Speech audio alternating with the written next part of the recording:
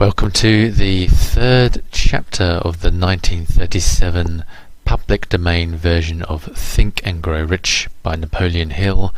This is a recording for the Power Success for You Think and Grow Rich YouTube Mastermind channel. Chapter 3: Faith. Visualization of and belief in attainment of desire. The second step towards riches. Faith is the head chemist of the mind. When faith is blended with the vibration of thought, the subconscious mind instantly picks up the vibration, translates it into its spiritual equivalent, and transmits it to infinite intelligence, as in the case of prayer.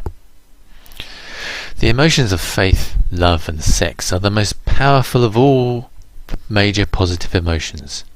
When the three are blended, they have the effect of colouring the vibration of thought in such a way that it instantly reaches the subconscious mind, where it is changed into its spiritual equivalent, the only form that induces a response from infinite intelligence.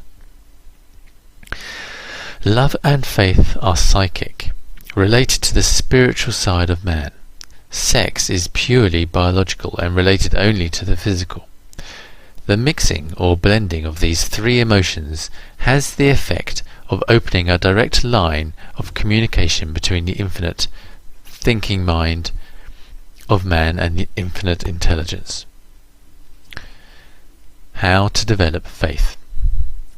There comes now a statement which will give a better understanding of the importance the principle of autosuggestion assumes in the transmutation of desire into its physical or monetary equivalent, namely faith.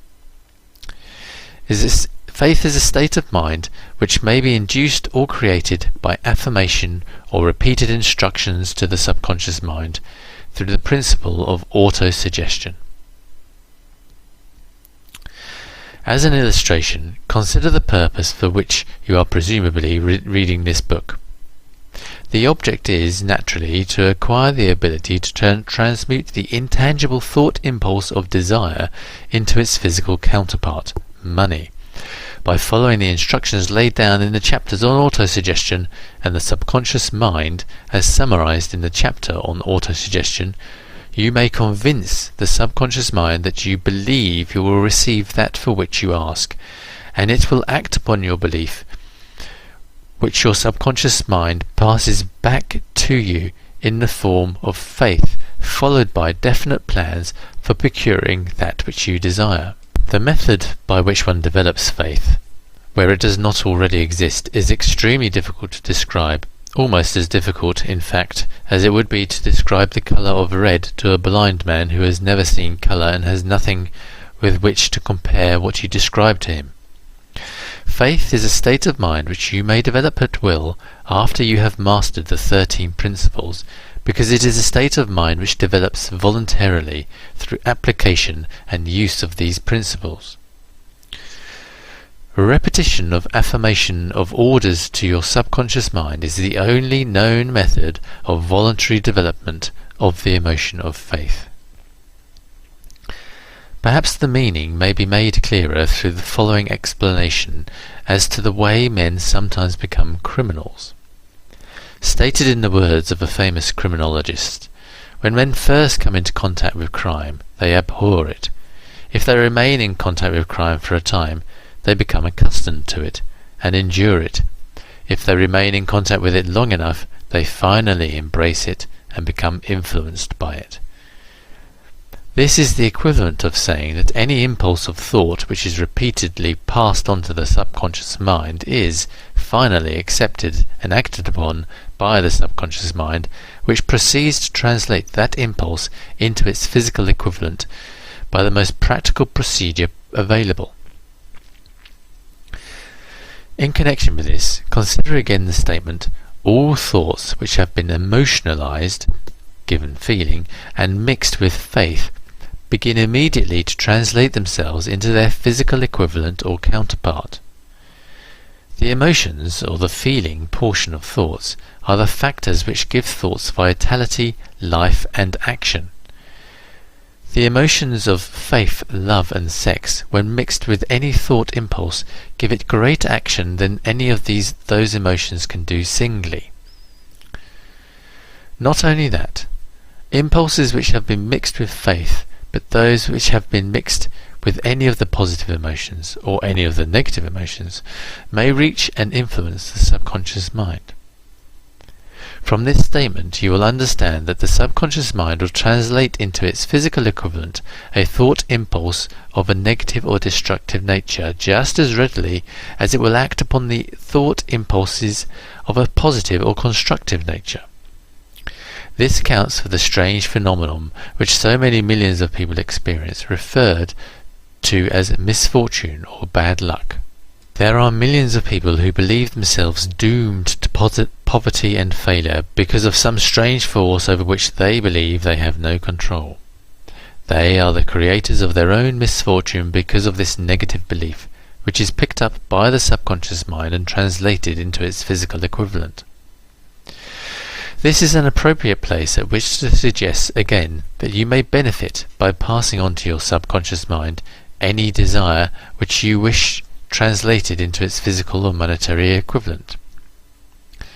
In a state of expectancy or belief that the transmutation will actually take place, your belief or faith is the element which determines the action of your subconscious mind. There is nothing to hinder you from deceiving your subconscious mind when giving it instructions through autosuggestion, as I deceived my son's subconscious mind. To make this deceit more realistic, conduct yourself just as you would if you were already in possession of the material thing which you are demanding, when you call upon your subconscious mind. The subconscious mind will transmute into its physical equivalent, by the most direct and practical media available, any order which is given to it in a state of belief or faith that the order will be carried out. Surely enough has been stated to give a starting point from which one may, through experiment and practice, acquire the ability to mix faith with any order given to the subconscious mind. Perfection will come through practice. It cannot come by merely reading instructions.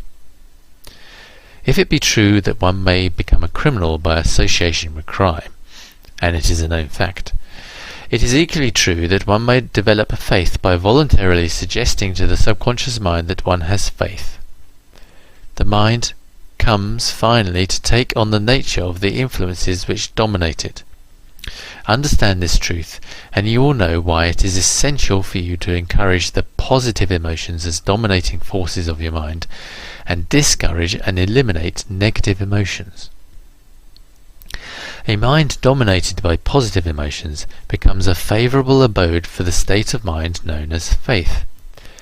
A mind so dominated may, at will, give the subconscious mind instructions which it will accept and act upon immediately. Faith is a state of mind which may be induced by autosuggestion. All down the ages, the religionists have admonished struggling humanity to have faith in this, that, and the other dogma or creed, but they have failed to tell people how to have faith. They have not stated that faith is a state of mind and that it may be induced by self-suggestion. In language which any normal human being can understand, we will describe all that is known about the principle through which faith may be developed, where it does not already exist. Have faith in yourself, faith in the infinite. Before we begin, you should be reminded again that faith is the eternal elixir which gives life, power and action to the impulse of thought. The foregoing sentence is worth reading a second time, and a third, and a fourth. It is worth reading aloud. Faith is the starting point of all accumulation of riches. Faith is the basis of all miracles and all mysteries which cannot be analysed by the rules of science. Faith is the only known antidote for failure. Faith is the element, the chemical, which, when mixed with prayer, gives one direct communication with infinite intelligence. Faith is the element which transforms the ordinary vibration of thought created by the finite mind of man into the spiritual equivalent. Faith is the only agency through which cosmic force of infinite intelligence can be harnessed and used by man. Every one of the foregoing statements is capable of proof. The proof is simple and easily demonstrated. It is wrapped up in the principle of autosuggestion. Let us centre our attention, therefore, upon the subject of self-suggestion and find out what it is and what it is capable of achieving. It is a well-known fact that one comes, finally, to believe whatever one repeats to oneself, whether the statements be true or false. If a man repeats a lie over and over, he will eventually accept that lie as truth. Moreover, he will believe it to be the truth. Every man is what he is because of the dominating thoughts which he permits to occupy his mind. Thoughts which a man deliberately places in his own mind and encourages with sympathy, and with which he mixes any one or more of the emotions, constitute the motivating forces which direct and control his every movement, act, and deed. Comes now a very significant statement of truth. Thoughts which are mixed with any of the feelings of emotions constitute a magnetic force which attracts from the vibration of the ether other similar or related thoughts. A thought thus magnetized with emotion may be compared to a seed which, when planted in fertile soil, germinates, grows, and multiplies itself over and over again, until that which was originally one small seed becomes countless millions of seed of the same brand. The ether is a great cosmic mass of eternal forces of vibration. It is made up of both destructive vibrations and constructive vibrations. It carries at all times vibrations of fear, poverty, disease, failure, misery, and vibrations of prosperity, health, success, and happiness, just as surely as it carries the sound of hundreds of orchestrations of music, hundreds of human voices, all of which maintain their own individuality and means of identification through the medium of radio. From the great storehouse of the ether, the human mind is constantly attracting vibrations which harmonize with that which dominates the human mind. Any thought, idea, plan, or purpose which one holds in one mind attracts from the vibrations of the ether a host of its relatives, adds these relatives to its own force, and grows until it becomes the dominating, motivating master of the individual in whose mind it has been housed. Now let us go back to the starting point and become informed as to how the original seed of an idea, plan, or purpose may be planted in the mind. The information is easily conveyed. Any idea, plan, or purpose may be placed in the mind through repetition of thought. This is why you are asked to write out a statement of your major purpose or definite chief aim, commit it to memory, and repeat it in audible words day after day until these vibrations of sound have reached your subconscious mind. We are what we are because of the vibrations of thought which we pick up and register through the stimuli of our daily environment. Resolve to throw off the influences of any unfortunate environment and to build your own life to order. Taking inventory of mental assets and liabilities, you will discover that your greatest weakness is lack of self-confidence. This handicap can be surmounted and timidly translated into courage through the aid of the principle of autosuggestion. The application of this principle may be made through a simple arrangement of positive thought impulses stated in writing, memorized and repeated until they become a part of the working equipment of the subconscious faculty of your mind. Self-confidence formula. First, I know that I have the ability to achieve the object of my definite purpose in life. Therefore, I demand of myself persistent, continuous action towards its attainment, and I have here and now promised to render such action.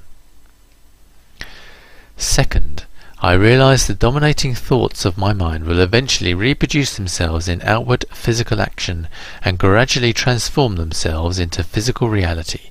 Therefore, I will concentrate my thoughts for 30 minutes daily upon the task of thinking of the person I intend to become, thereby creating in my mind a clear mental picture of that person.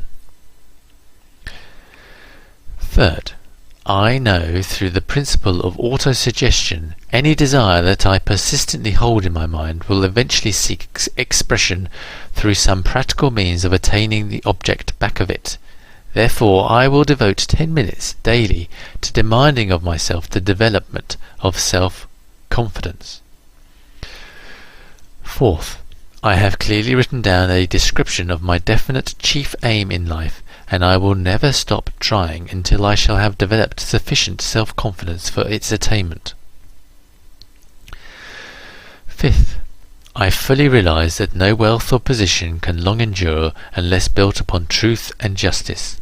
Therefore, I will engage in no transaction which does not benefit all whom it affects. I will succeed by attracting to myself the forces I wish to use and the cooperation of other people. I will induce others to serve me because of my willingness to serve others. I will eliminate hatred, envy, jealousy, selfishness and cynicism by developing love for all humanity, because I know that a negative attitude towards others can never bring me success. I will cause others to believe in me because I will believe in them and in myself. I will sign my name to this formula, commit it to memory, and repeat it aloud once a day with full faith that it will gradually influence my thoughts and actions so that I will become a self-reliant and successful person. Back of this formula is a law of nature which no man has yet been able to explain. It has baffled the scientists of all ages. The psychologists have named this law autosuggestion, and let it go at that. The name by which one calls this law is of little importance. The important fact about it is it works for the glory of and success of mankind if it is used constructively. On the other hand, if used destructively, it will destroy just as readily. In this statement may be found a very significant truth, namely, that those who go down in defeat and end their lives in poverty, misery and distress do so because of negative application of the principle of autosuggestion. The cause may be found in the fact that all impulses of thought have a tendency to clothe themselves in their physical equivalent. The subconscious mind, the chemical laboratory in which all thought impulses are combined and made ready for translation into physical reality, makes no distinction between constructive and destructive thought impulses. It works with the material we feed it through our thought impulses. The subconscious mind will translate into reality a thought driven by fear just as readily as it will translate into reality a thought driven by courage or faith. The pages of medical history are rich with illustrations of cases of suggestive suicide. A man may commit suicide through negative suggestion just as effectively as any other means.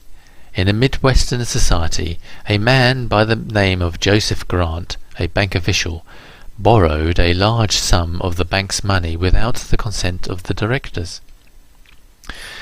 He lost the money through gambling. One afternoon, the bank examiner came and began to check the accounts. Grant left the bank, took a room in a local hotel, and when they found him 3 days later, he was lying in bed, wailing and moaning, repeating over and over these words: "My God, this will kill me. I cannot stand the disgrace." In a short time, he was dead. The doctors pronounced the case one of mental suicide.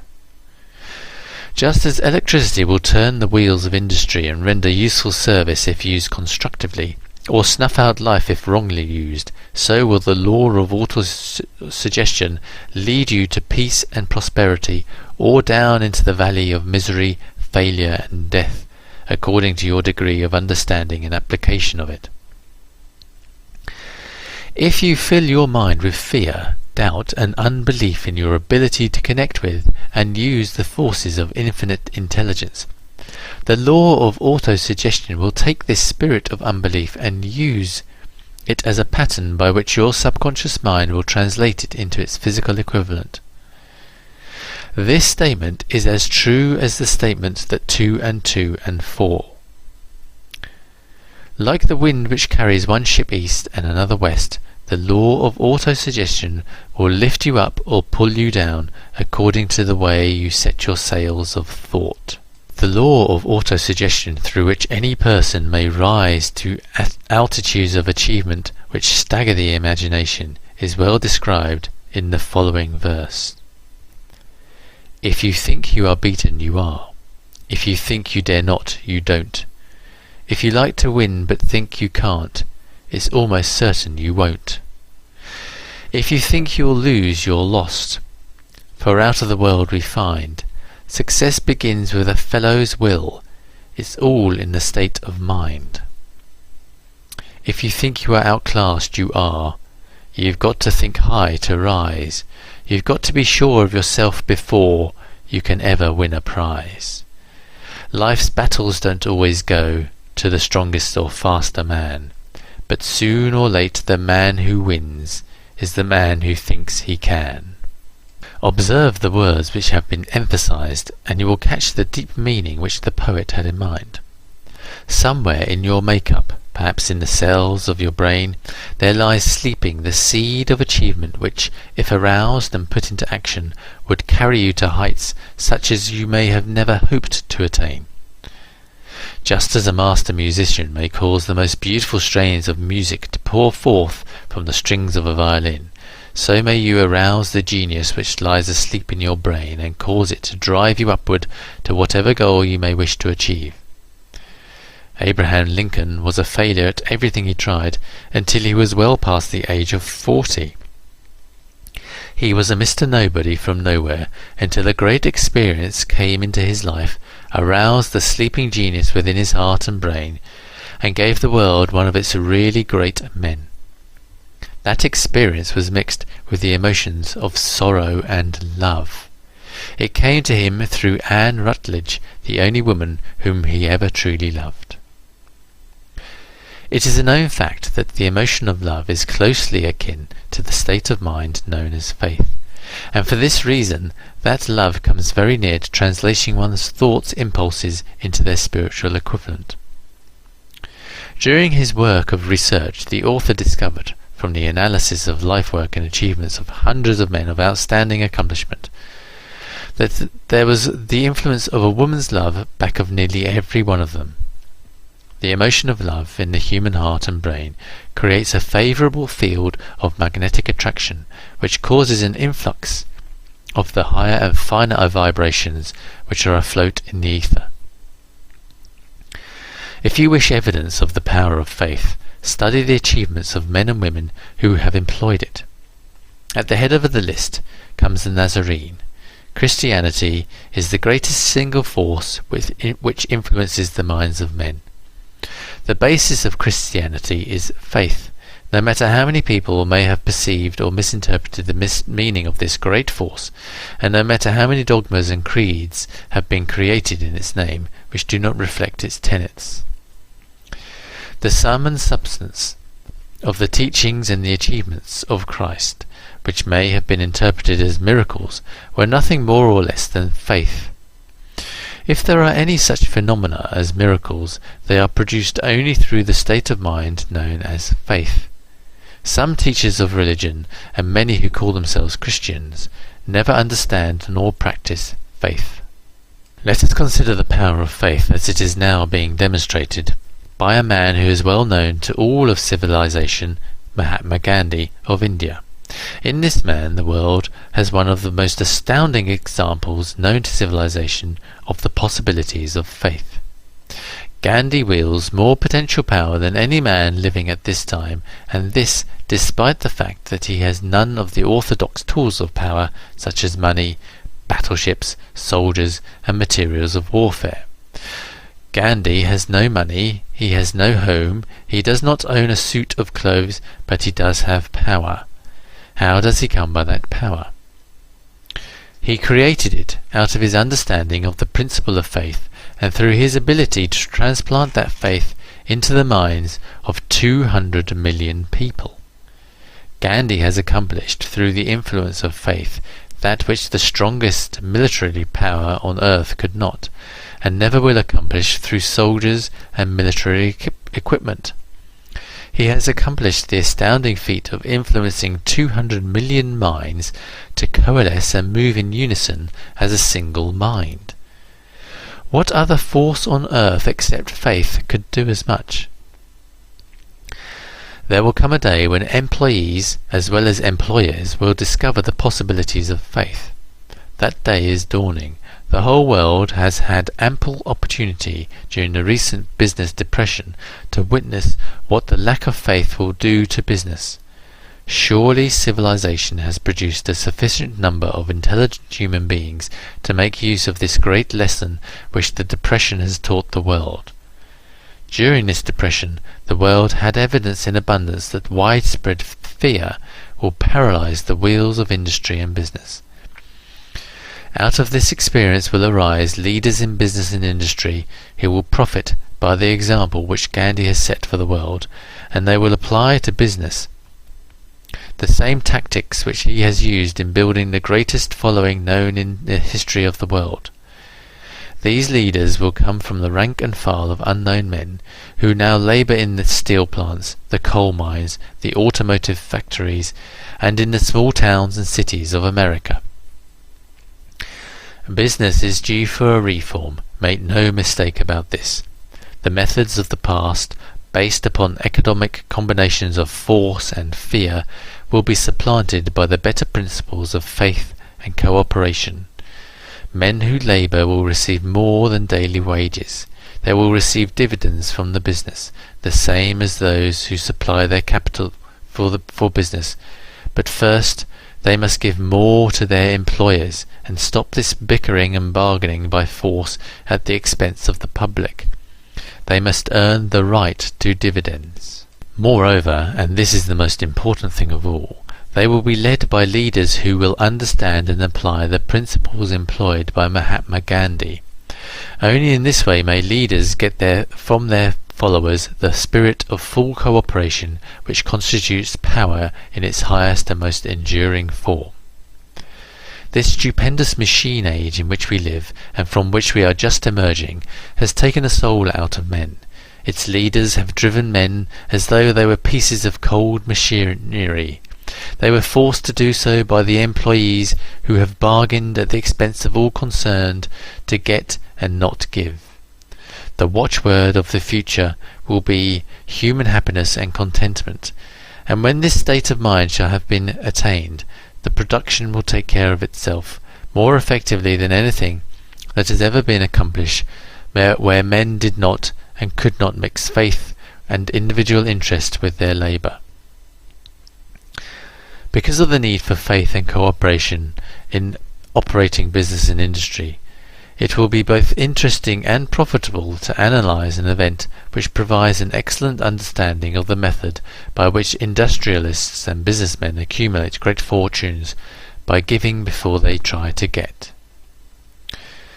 The event chosen for this illustration dates back to 1900, when the United States Steel Corporation was first being formed. As you read the story, keep in mind these fundamental facts, and you will understand how ideas have been converted into huge fortunes. First, the huge United States Steel Corporation was born in the mind of Charles M. Schwab in the form of an idea he created through his imagination. Second, he mixed faith with his idea. Third, he formulated a plan for the transformation of his idea into physical and financial reality. Fourth, he put his plan into action with his famous speech at the University Club. Fifth, he applied and followed through on his plan with persistence and backed it with firm decision until it had been fully carried out. Sixth, he prepared the way for success by a burning desire for success. If you are one of those who have often wondered how great fortunes are accumulated, this story of the creation of the United States Steel Corporation will be enlightening. If you have any doubt that men can think and grow rich, this story should dispel that doubt, because you can plainly see in the story of the United States Steel the application of a major portion of the 13 principles described in this book. This astounding description of the power of an idea was dramatically told by John Lovell in the New York World Telegram, with whom courtesy it is here reprinted. A pretty after-dinner speech for $1 billion. When, on the evening of December 12, 1900, some 80 of the nation's financial nobility gathered in the banquet hall of University Club on Fifth Avenue to do honour to a young man from out of the West, not half a dozen of the guests realized they were to witness the most significant episode in American industrial history. J. Edward Simmons and Charles Stuart Smith, their hearts full of gratitude for the lavish hospitality bestowed on them by Charles M. Schwab during a recent visit to Pittsburgh, had arranged the dinner to introduce the 38-year-old steelman to Eastern banking society.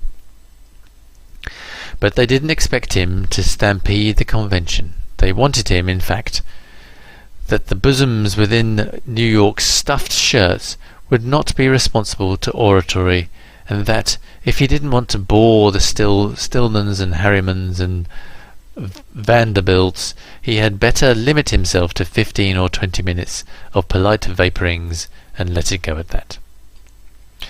Even John Piermont Morgan, sitting on the right hand of Schwab, as became his imperial dignity, intended to grace the banquet table with his presence only briefly. And so far as the press and public were concerned, the whole affair was of little moment, that no mention of it was found its way into print the next day. So the two hosts and their distinguished guests ate their way through the usual 7 or 8 courses. There was little conversation, and what there was of it was restrained. Few of the bankers and brokers had met Schwab, whose career had flowered among the banks of the Monongahela, and none knew him well. But before the evening was over, they, and with them Money Master Morgan, were to be swept off their feet, and $1 billion baby, the United States Steel Corporation, was to be conceived.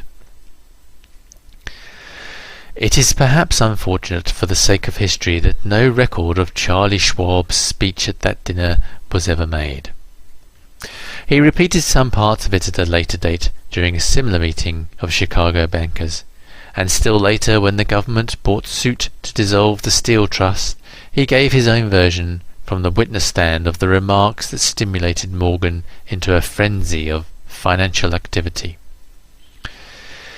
It is probable, however, that it was a homely speech, somewhat ungrammatical, for the niceties of language never bothered Schwab, full of epigram and threaded with wit. But aside from that, it had a galvanic force and effect upon the 5 billions of estimated capital that was represented by the diners. After it was over and the gathering was still under its spell, although Schwab had talked for 90 minutes, Morgan led the orator to a received window where, dangling their legs from the high, uncomfortable seat, they talked for an hour more. The magic of the Schwab personality had been turned on full force, and what was more important and lasting was the full-fledged, clear-cut program he laid down for the aggrandizement of steel. Many other men had tried to interest Morgan in slapping together a steel trust after the pattern of the biscuit, wire and hoop, Solgo rubber and whiskey oil, or chewing gum combinations. John W. Gates the gambler had urged it, but Morgan distrusted him. The Moore boys, Bill and Jim, Chicago stock jobbers who had glued together a match trust and a cracker corporation, had urged it and failed. Albert H. Gray, the sanctimonious country lawyer, wanted to foster it, but he wasn't big enough to be impressive. Until Schwab's eloquence took J.P. Morgan to the heights from which he could visualize the solid results of the most daring financial undertaking ever conceived, the project was regarded as a delirious stream of easy money crackpots. The financial magnetism that began a generation ago to attract thousands of small and sometimes inefficiently managed companies into large and competition-crushing combinations had become operative in the steel world through the devices of that jovial business pirate, John W. Gates. Gates already had formed the American Steel and Wire Company out of a chain of small concerns, and together with Morgan had created the Federal Steel Company. The National Tube and American Bridge Companies were two more Morgan concerns, and the Moore brothers had forsaken the match and cookie business to form the American Group, Tin Plate, Steel Hoop, Sheet Steel, and the National Steel Company. But by the side of Andrew Carnegie's gigantic vertical trust, a trust owned and operated by 53 partners, those other combinations were pecan. They might combine to their heart's content, but the whole lot of them couldn't make a dent in the Carnegie organization, and Morgan knew it. The eccentric old Scot knew it too. From the magnificent heights of Skibo Castle he had viewed, first with amusement and then with resentment, the attempts of Morgan's smaller companies to cut into his business. When the attempts became too bold, Carnegie's temper was translated into anger and retaliation. He decided to duplicate every mill owned by his rivals. Hitherto he hadn't been interested in wire, pipe, hoops, or sheet. Instead, he was content to sell such companies the raw steel and let them work it into whatever shape they wanted. Now, with Schwab as his clever and able lieutenant, he planned to drive his enemies to the wall. So it was that in the speech of Charles M. Schwab, Morgan saw the answer to his problem of combination. A trust without Carnegie, giant of them all, would be no trust at all. A plum pudding, as one writer said, without the plums. Schwab's speech on the 9th of December 1900 undoubtedly carried the inference, though not the pledge, that the vast Carnegie enterprise could be bought under the Morgan tent. He talked of the world future for steel, of reorganization for efficiency, of specialization, of the scraping of unsuccessful mills and concentration of effort on the flourishing properties, of economies in the ore traffic, of economies in overhead and administrative departments, of capturing foreign markets. More than that, he told the buccaneers among them wherein lay the errors of their customary piracy. Their purposes, he inferred, had been to create monopolies and raise prices, and pay themselves fat dividends out of privilege. Schwab condemned the system in his heartiest manner. The short-sightedness of such a policy, he told his hearers, lay in the fact that it restricted the market in an era when everything cried for expansion. By cheapening the cost of steel, he argued, an ever-expanding market would be created. More uses for steel would be devised, and a goodly portion of the world trade could be captured. Actually, though he did not know it, Schwab was an apostle of modern mass production. So the dinner at the University Club came to an end. Morgan went home to think about Schwab's rosy predictions. Schwab went back to Pittsburgh to run the steel business for wee Andrew Carnegie, while Gary and the rest went back to their stock tickers to fiddle around in anticipation of the next move. It was not long coming. It took Morgan about 1 week to digest the feast of reason Schwab had placed before him. When he had assured himself that no financial indigestion was to result, he sent for Schwab and found that the young man rather coy. Mr. Carnegie, Schwab indicated, might not like it if he found his trusted company president had been flirting with the emperor of Wall Street, the street upon which Carnegie was resolved never to tread. Then it was suggested by John W. Gates, the go-between, that if Schwab happened to be in the Bellevue Hotel in Philadelphia, J.P. Morgan might also happen to be there. When Schwab arrived, however, Morgan was inconveniently ill at his New York home, and so, on the elder man's pressing invitation, Schwab went to New York and presented himself at the door of the financier's library.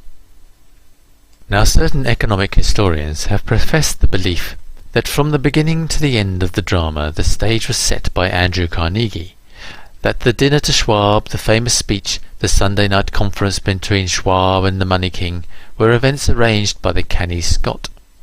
The truth is exactly the opposite. When Schwab was called in to consummate the deal, he didn't even know whether the little boss, as Andrew was called, would so much as listen to an offer to sell, particularly to a group of men whom Andrew regarded as being endowed with something less than holiness. But Schwab did take into the conference with him, in his own handwriting, 6 sheets of copperplate figures, representing to his mind the physical worth and the potential earning capacity of every steel company he regarded as an essential star in the new metal firmament. 4 men pondered over these figures all night. The chief, of course, was Morgan, steadfast in his belief in the divine right of money. With him was his aristocratic partner, Robert Bacon, a scholar and a gentleman. The third was John W. Gates, whom Morgan scorned as a gambler and used as a tool. The fourth was Schwab, who knew more about the process of making and selling steel than any whole group of men then living. Throughout that conference, the Pittsburghers' figures were never questioned. If he said a company was worth so much, then it was worth that much and no more. He was insistent, too, upon including in the combination only those concerns he nominated. He had conceived a corporation in which there would be no duplication, not even to satisfy the greed of friends who wanted to unload their companies upon the broad Morgan soldiers. Thus he left out by design a number of the larger concerns upon which the walruses and carpenters of Wall Street had cast hungry eyes. When dawn came, Morgan rose and straightened his back. Only one question remained. "Do you think you can persuade Andrew Carnegie to sell?" he asked. "I can try," said Schwab. "If you can get him to sell, I will undertake the matter," said Morgan. So far so good. But would Carnegie sell? And how much would he demand? Schwab thought about $320 million. What would he take payment in? Common or preferred stocks? Bonds? Cash? Nobody could raid $1/3 billion in cash. There was a golf game in January on the frost-cracking heath of the St. Andrew's Links in Westchester, with Andrew bundled up in sweaters against the cold, and Charlie talking volubly as usual to keep his spirits up. But no word of business was mentioned until the pair sat down in the cosy warmth of the Carnegie cottage hard by. Then, with the same persuasiveness that had hypnotized 80 millionaires at the University Club, Schwab poured out the glittering promises of retirement and comfort of untold millions to satisfy the old man's social caprices. Carnegie capitulated, wrote a figure on a slip of paper, handed it to Schwab and said, "All right, that's what we'll sell for." The figure was approximately 400 million and was reached by taking the 320 million mentioned by Schwab as a basic figure and adding to it 80 million to represent the increased capital value over the previous 2 years. Later, on the deck of a transatlantic liner, the Scotsman said ruefully to Morgan, "I wish I had asked you for 100 million more." "If you had asked for it, you'd have gotten it," Morgan told him cheerfully. There was uproar, of course. A British correspondent cabled that the foreign steel world was appalled by the gigantic combination. President Hadley of Yale declared that unless trusts were regulated, the country might expect an emperor in Washington within the next 25 years. But that able stock manipulator, Keene, went at his work of showing the new stock at the public so vigorously that all the excess water, estimated by some at nearly 600 million, was absorbed in a twinkling. So Carnegie had his millions, and the Morgan Syndicate had 62 million for all its trouble, and all the boys, from Gates to Gary, had their millions. The 38-year-old Schwab had his reward. He was made president of the new corporation and remained in control until 1930. The dramatic story of big business which you have just finished was included in this book because it is a perfect illustration of the method by which desire can be transmuted into its physical equivalent. I imagine some readers will question the statement that a mere intangible desire can be converted into its physical equivalent. Doubtless some will say, you cannot convert nothing into something. The answer is in the story of the United States Steel. That giant organization was created in the mind of one man. The plan by which the organization was provided with the steel mills that gave it financial stability was created in the mind of the same man. His faith, his desire, his imagination, his persistence were the real ingredients that went into United States Steel. The steel mills and mechanical equipment acquired by the corporation after it had been brought into legal existence were incidental, but careful analysis will disclose the fact that the appraised value of the properties acquired by the corporation increased in value by an estimated $600 million by the mere translation which consolidated them under one management. In other words, Charles M. Schwab's idea, plus the faith with which he conveyed it to the minds of J.P. Morgan and the others, was marketed for a profit of approximately $600 million. Not an insignificant sum for a single idea. What happened to some of the men who took their share of the millions of dollars of profit made by this transaction is a matter with which we are not now concerned. The important feature of the astounding achievement is that it serves as an unquestionable evidence of the soundness of the philosophy described in this book, because this philosophy was the warp and the woof of the entire transaction. Moreover, the practicality of the philosophy has been established by the fact that the United States Steel Corporation prospered and became one of the richest and most powerful corporations in America, employing thousands of people, developing new uses for steel, and opening new markets, thus proving that $600 million in profit which the Schwab idea produced was earned. Riches begin in the form of thought. The amount is limited only by the person in whose mind the thought is put into motion. Faith removes limitations. Remember this when you are ready to bargain with life, for whatever it is that you ask as your price for having passed this way. Remember also that the man who created the United States Steel Corporation was practically unknown at the time. He was merely Andrew Carnegie's Man Friday until he gave birth to his famous idea. After that he quickly rose to a position of power, fame, and riches. There are no limitations to the mind except those we acknowledge. Both poverty and riches are the offspring of thought. End of chapter. Thanks for listening. Be sure to subscribe for further updates and click Show More below for the link to the discussion YouTube video on this chapter and a success characteristics quiz and lots of other goodies. Thanks again.